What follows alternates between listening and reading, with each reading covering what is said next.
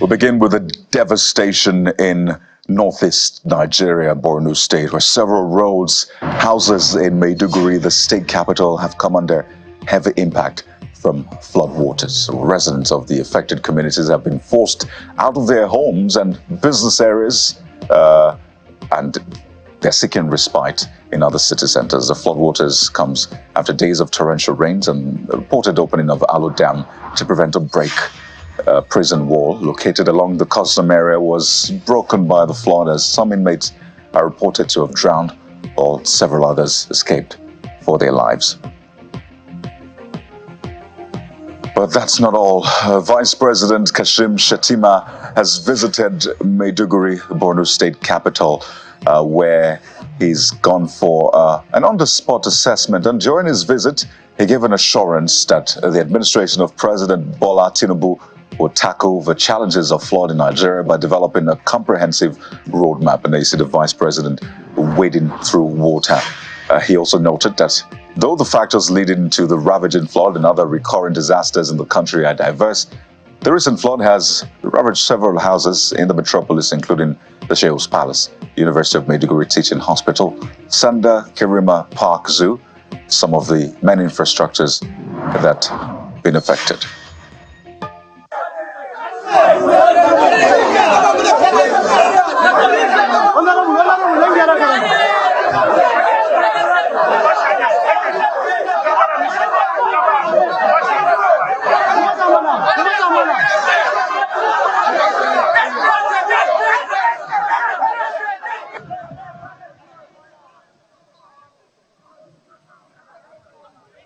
Well, we'll continue to stay with that situation in Borno State and bring you an on-the-spot reporting this morning. But let's tell you about the drama playing out between security agencies and the president of the NLC, Joe Ajaero, as the Nigerian Labour Congress has vowed to continue its fight and demands for good governance despite the arrest and eventual release of its president, Comrade Joe Ajaero. Comrade Ajaero was arrested on Monday morning while on his way to address the International Conference of the International Trade Union Confederation in the UK. Well, the head of information and public affairs at the NLC, Mr. Benson Upa, stated this during an interview with Channels Television in Abuja.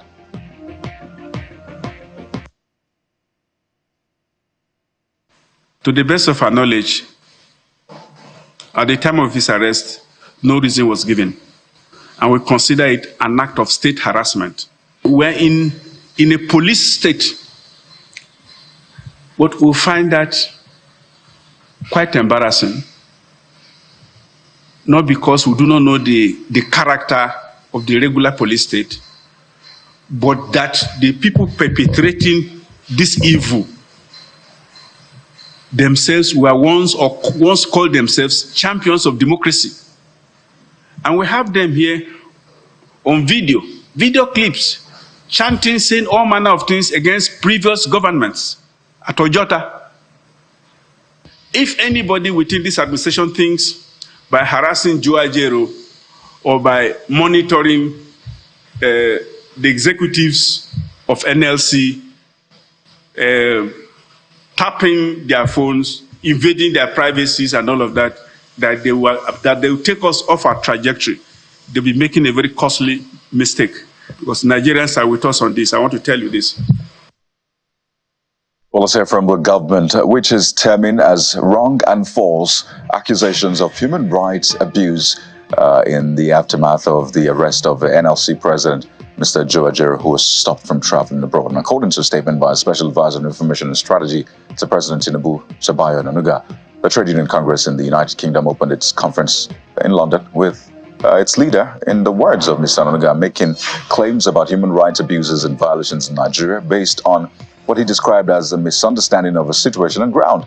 Mr. Nanuga stated that Comrade Ajaero was picked up after he reportedly snubbed the invitation of a law enforcement agency conducting an ongoing investigation which has nothing to do with his position as NLC president.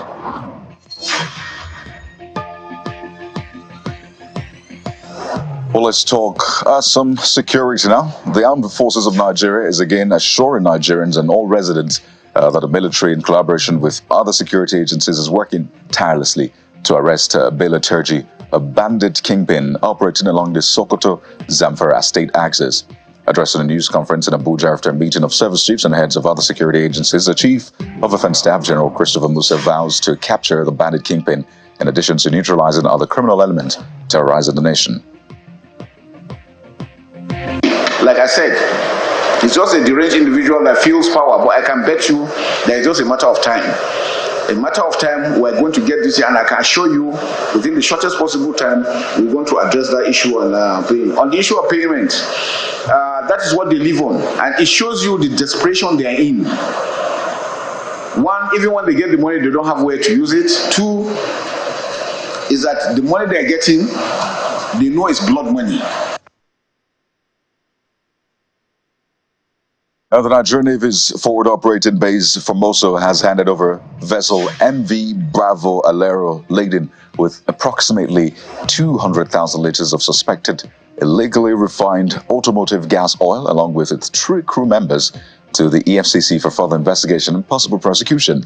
According to Commanding Officer of FOB Formoso, Navy Captain Ifeanyi Chukwu Charles Mabeku, who was represented by the Executive Officer Commanding, said that by quick response on June the 8th, they actually arrested that vessel. The handover took place in Brass Island, Borno State.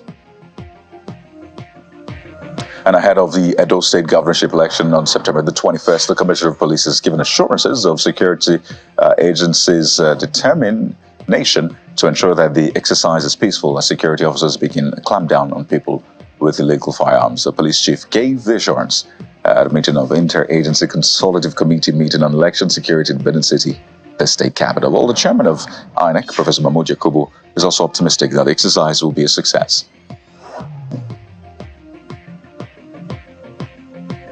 Satisfied with both the level of preparation of our local government offices and the 3 offices were visited, Oredo, Ego, and Ikpoboha, as well as the 2 centers were visited for the mock exercise. I think we are good to go, both for voter accreditation as well as the upload of the results to the IRF portal. We are not happy with possession of illegal arms by individuals, non-state actors, and so we are climbing down on them. All we have to do in the interest of a safe environment for the election. I assure you that we have enough manpower. We have support from state organizations, and we are really prepared for the election. But primarily, I have to assure you that we have units that are coming in. Before now, our intelligence units have been in town. They're already in town. And so we're able to filter information, get information, work on them, process them, and see how we could need most of this in the board. Some of the arrests that are made, which I'm sure is a bit uncomfortable for some people, is because we want to make the area comfortable. And the chairman of the EFCC, Mr. Olukoyede, has announced that the commission will soon be prosecuting bank executives involved in corruption. Speaking at the 17th annual conference of the Chartered Institute of Bankers of Nigeria, Mr. Olukoyede says the commission's findings reveals complicity in money laundering, illegal forex tax, or sales rather, and trading among bank officials. Well, let's check on the price of crude oil. The global benchmark crude oil price, Brent, dropped by 3.91%, falling below $70 per barrel for the first time since December 2021. While U.S. crude also fell by 3.79%, trading at $65 per barrel. The drop adds pressure on Nigeria's naira, now near 1,600 naira to a dollar, and challenges the government's 2024 budget, which set oil at $77 per barrel.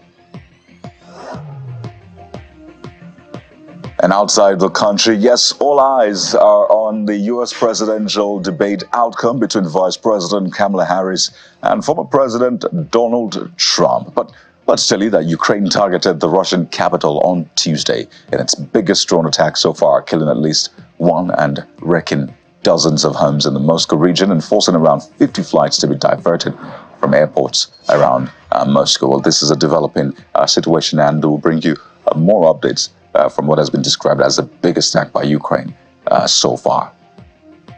And out of sports news, the interim coach of the Super Eagles, Augustine Iguavoin, is expected to return to his technical director role in the NFF, that's the Nigeria Football Federation, following the two AFCON qualifying matches against Benin and Rwanda.